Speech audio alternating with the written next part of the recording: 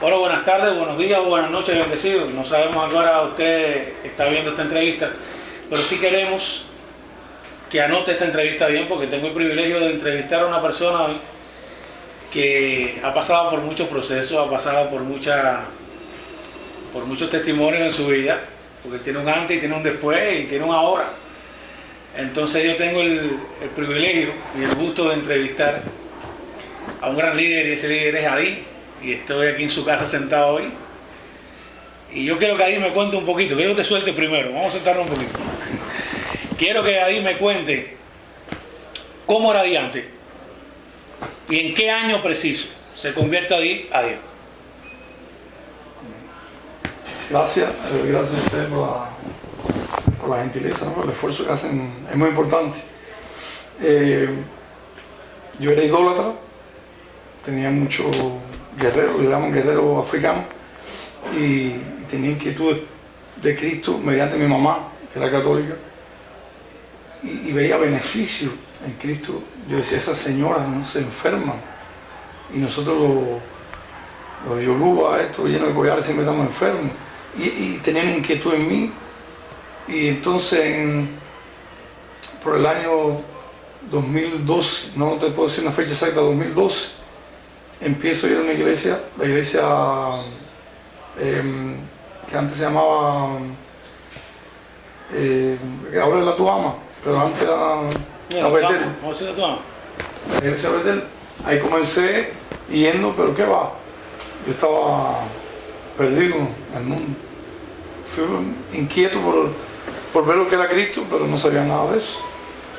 Y realmente me convertí en ese año, pero no había un convertir en mí, en el espíritu. Es decir, yo iba a la iglesia. Una amiga de... ¿Te convertiste como tal? No te convertiste, es decir, fuiste a la iglesia, pero iba no te convertiste a la iglesia. Iba a la iglesia. ¿No te convertiste a Dios? Sí. Una amiga de María Teresa me habló de Cristo, y yo tenía un eleguá, y yo cogía el eleguá como si fuera un perrito o algo así, y la enchujaba, como en forma de burla. Y ella me decía, ella se llama Midiala, la misma que le habló a ella, y ella me decía, tú vas a conocer a Cristo, tú vas a ver que no te vas a reír más. Y entonces ahí empecé, y caminé muchas iglesias, inquieto por quién era Cristo, pero realmente no me iba a convertir en mí. Yo estaba muy mal en la calle, como mujer estaba desenfocado totalmente. Yo,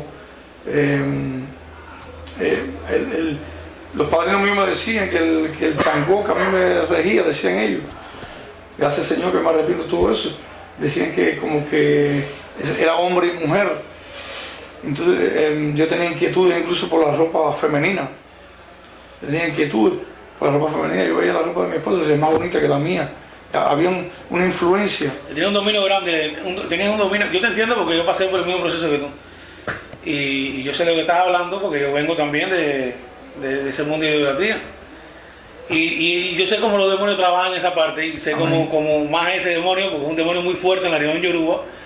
Y entonces cuando uno tiene esa aceptación, que uno le deja entrar, él ocupa varios espacios en tu vida, para no decirte lo que lo ocupa todo. Y sé que la liberación tuya tuvo que ser muy fuerte. Fuerte porque no es como algunos.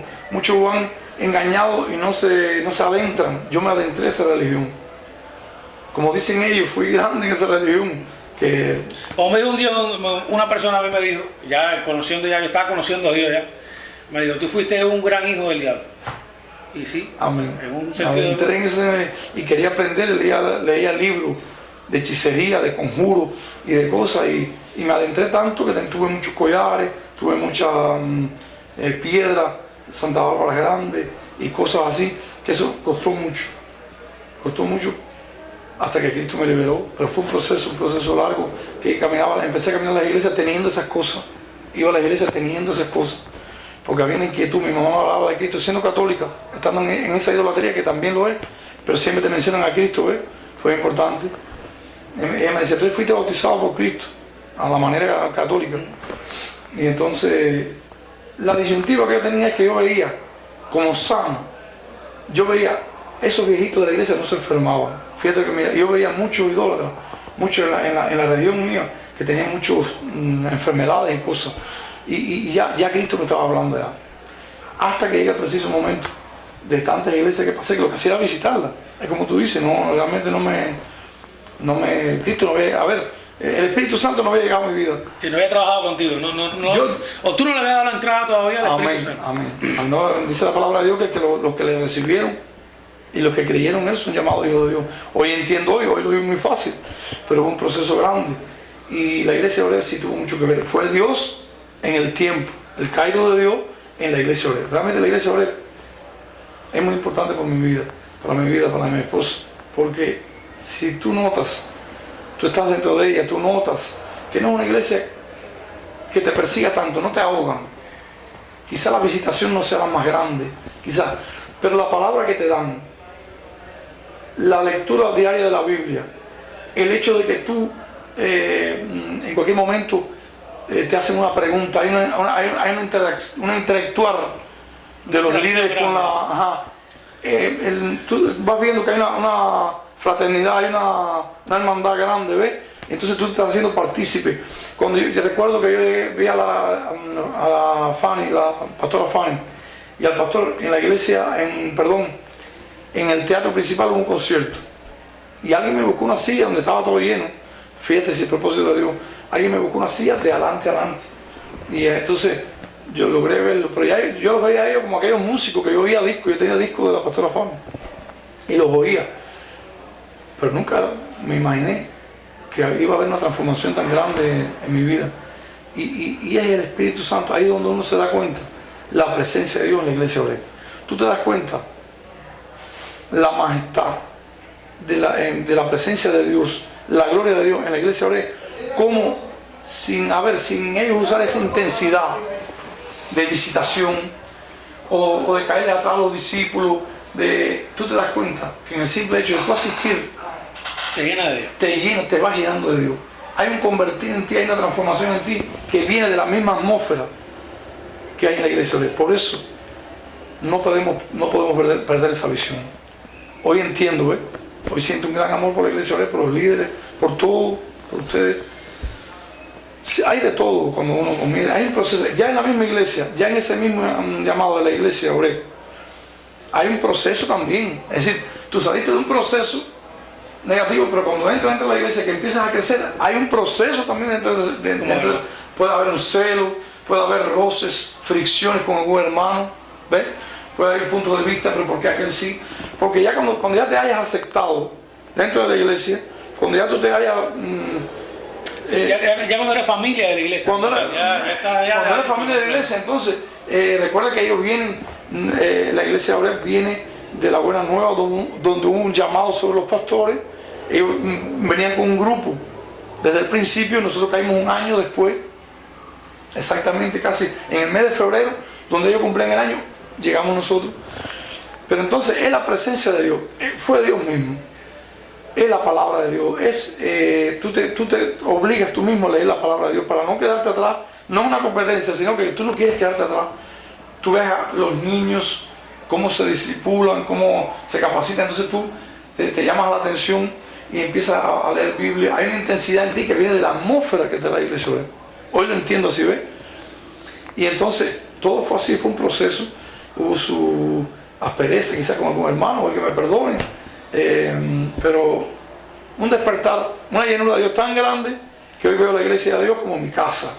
Hoy la iglesia de Dios para mí significa mucho, como es el amor que siento por Cristo. Yo me quebranto ante Cristo, solo doy una canción, donde antes...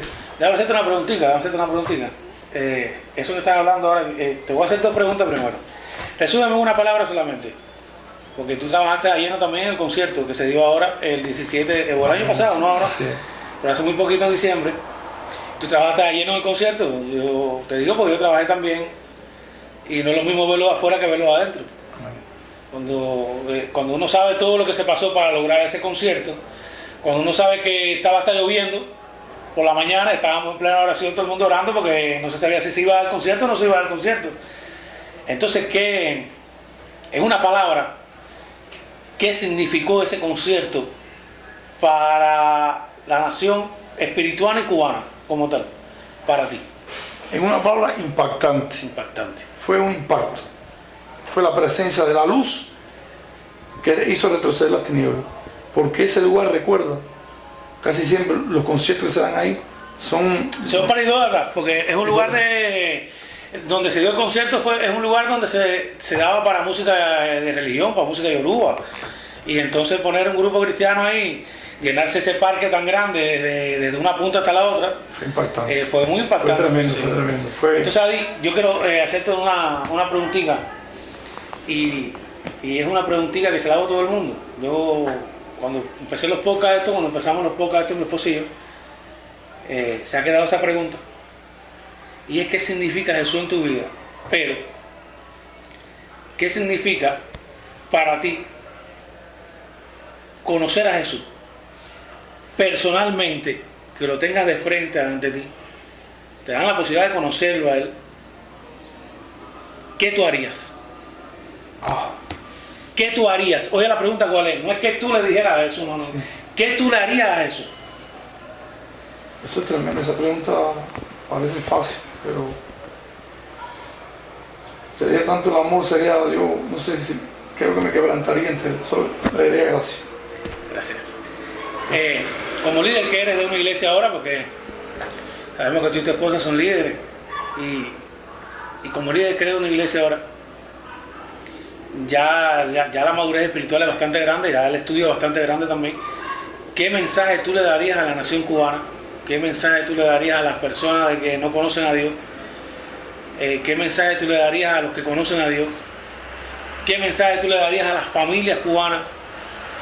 Porque la nación está pasando por un momento muy triste, muy duro, en un sentido de triste y duro espiritualmente, porque tenemos un sello espiritualmente muy, muy marcado. Entonces, ¿qué mensaje tú le darías a ellos? Le daría un mensaje específico. Lléguese a Cristo, conozca a Jesucristo. Nuestra nación va a ser salvada por la mano poderosa de Dios. Nuestra nación sabe todos los pastores que han estudiado y han orado, y en el Espíritu se ha revelado. Nuestra nación ha sido pactada por idolatría antigua, y eso marca miseria. Está demostrado en diferentes países lo que la idolatría trae, la miseria. Y este país, pero hay un avivamiento. La buena nueva es el avivamiento que ahora mismo está viviendo nuestra provincia, nuestro país. Lo estamos viendo por todas partes, y nuestra iglesia está llamada a eso. Nuestra iglesia es un monte de luz en medio de la oscuridad, y de ahí se está iluminando la ciudad completamente. Yo llamaría, de hecho estamos llamados al Evangelio, llamaría a las personas: véngase a Cristo, conozca a Cristo, que es la base de la prosperidad. El fundamento de la prosperidad es Jesucristo, del bien, del bienestar. Solo Cristo puede salvar a esta nación. Ya se ha visto cómo lo intentan con la parte económica, dirigentes. Aun si los dirigentes conocieran lo que es Jesús, lo que es el carácter de Jesús, lo que significa Jesucristo, lo que significa la luz, la prosperidad de Cristo, todo fuera diferente. Pero bueno, confiamos, oraremos. Hay que orar por la nación. Confiamos que este avivamiento llama la atención, y por suerte tenemos un país que es laico y no hay persecución. ¿Ves? Tenemos la suerte que no tienen otros países como China o otros, que hay persecución cristiana. Tenemos la suerte, gracias a Dios, que no somos perseguidos, y podemos predicar nuestro evangelio. Todo sería seguir orando por la familia. Yo interceder por la familia de mi edificio, tú por tu edificio, que haya un evangelio, no dormirnos, y hablar de Cristo, llamar la atención de la vida que hay en Cristo, el cambio de vida que hay en Cristo. Hay un cambio totalmente, y que trae la prosperidad. El fundamento de la prosperidad es creerle a Jehová de los ejércitos, al Señor de los ejércitos.